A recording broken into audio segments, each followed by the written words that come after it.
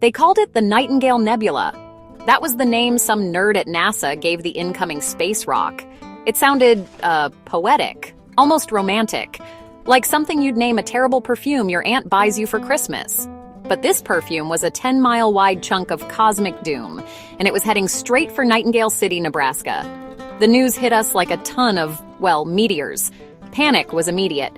People started hoarding toilet paper again, because of course they did. It's the apocalypse starter pack. You've got your canned beans, your bottled water, and enough two-ply to mummify a dinosaur. It was a weird time. My neighbor Gary started building an ark in his backyard. An ark in Nebraska, where the biggest body of water is a kiddie pool with a slow leak. The final 24 hours were a blur of chaos and poor decisions. The town motto, Nightingale were a hoot, was spray-painted over with things I cannot legally repeat. People quit their jobs in spectacular fashion. The mayor, a man whose biggest scandal was once wearing white after Labor Day, declared the city a judgment-free zone. This was his way of saying, "Go nuts, folks. I'm going to go live in my bunker with all the town's emergency snack supply." It was a citywide rumspringa, but for middle-aged adults who suddenly discovered nihilism and cheap tequila. Everyone had a bucket list, and they were all trying to complete it in one afternoon. It was messy. It was loud. It was deeply, deeply weird. Then, the world didn't end. We all woke up the next morning to the same old sun, the same old chirping birds, and a planet that was stubbornly not on fire. The meteor had missed.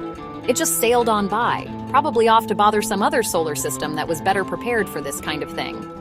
The silence was deafening, broken only by the sound of 1,000 people simultaneously realizing they had to go back to work on Monday. The collective hangover was biblical. The regret was palpable. Suddenly, Gary's ark didn't look like a vessel for salvation. It just looked like a pile of wood he couldn't explain to his homeowners association. The judgment-free zone was officially over. Judgment was back, and it was looking for a parking spot. The great cover-up began almost immediately.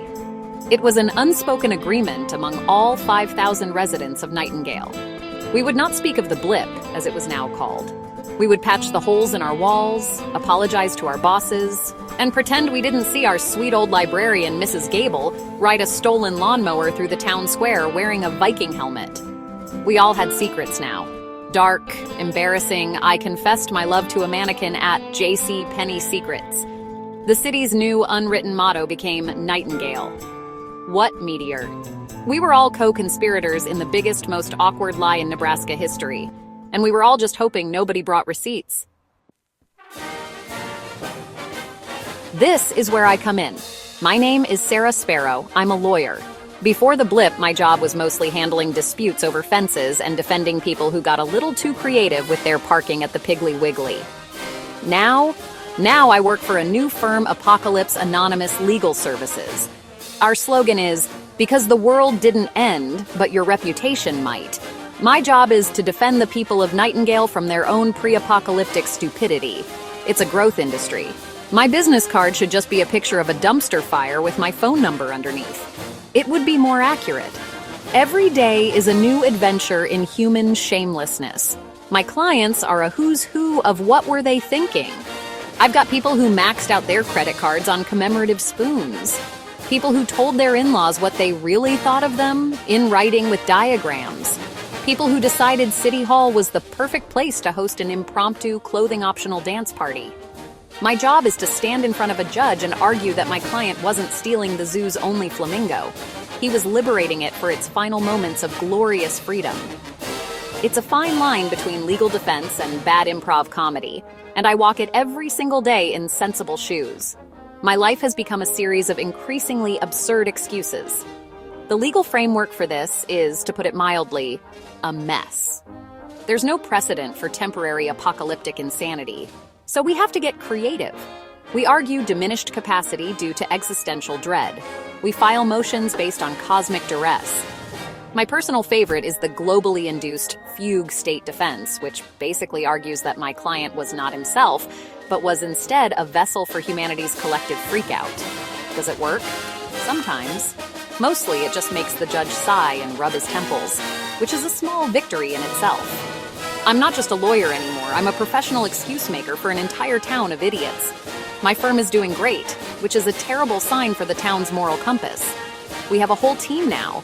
There's a specialist in emotional distress claims for people who made life-altering confessions. There's a guy who only handles property damage caused by ill-advised doomsday stunts. I'm the lead litigator, the one who has to go to court and look a jury in the eye and say, yes, my client, the high school principal, did in fact try to pay for a car with a song he wrote. But you have to understand, the song was about hope. It's exhausting. And honestly, it's the most fun I've ever had. The court cases are where the real magic happens. Take Mr. Henderson, the town's mild-mannered accountant. He was on trial for grand theft auto, but what he actually did was borrow a city bus.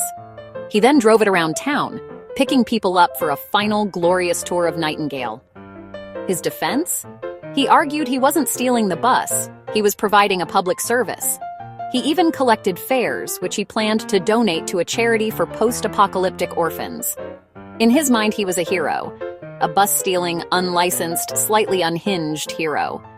I had to argue that his actions were born not of malice, but of an overdeveloped sense of community spirit. We got it reduced to a parking ticket. Then there was the case of the rogue gardeners. A group of sweet, elderly ladies from the garden club decided that all private property was a social construct that wouldn't matter after the meteor hit. So they went around town and re-landscaped people's yards. They dug up prize-winning roses and replaced them with what they deemed more practical potatoes. Their defense was that they were ensuring food security for the survivors. They called it Operation Spud. Standing in court, trying to explain why my client dug up the mayor's perfectly manicured lawn to plant tubers was a career highlight. I argued it was a proactive civic beautification project, with vegetables. The excuses are my favorite part. They are monuments to human creativity under pressure. I didn't burn my mortgage documents in a bonfire, Your Honor. I was performing a ceremonial release of worldly attachments. Or, my client wasn't streaking through the library. He was engaging in a primal, cathartic expression of the human form's fleeting beauty.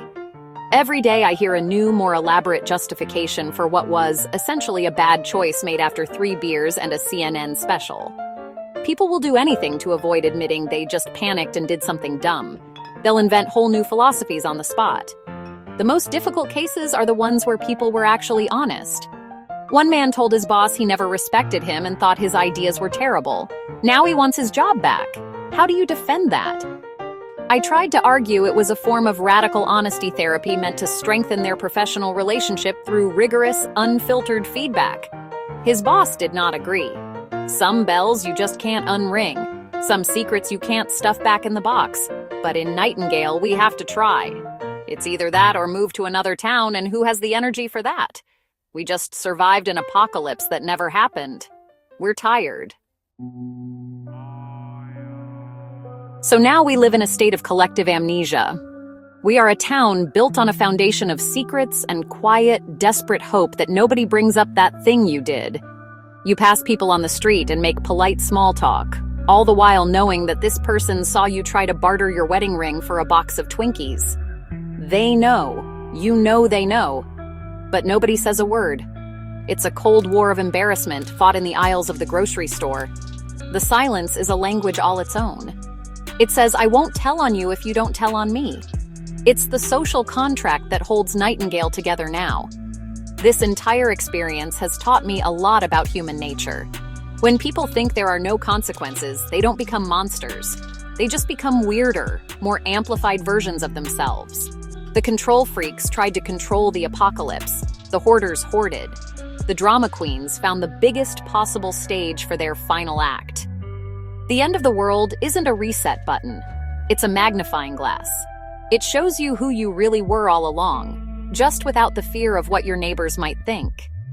It's liberating, and then it's horrifying when you realize you have to live with that person for the rest of your life. The meteor didn't destroy our town, but it did change it forever. We are all walking around with the knowledge of what we're capable of when the rules disappear. It's a heavy burden, but it's also kind of funny. There's a dark humor in knowing the mayor has a secret stash of Funyuns or that your dentist thinks he can communicate with squirrels. We survived the end of the world only to be faced with something far more terrifying the morning after. We are a town of survivors, not of a meteor, but of our own bad judgment. And we've been given a second chance. In the end, maybe that's what it's all about. Second chances. Nightingale is a town full of people who got a do-over they never expected. We have to figure out how to live with the ghosts of the people we were for those 24 hours. We have to forgive ourselves and each other, mostly without ever admitting there's anything to forgive.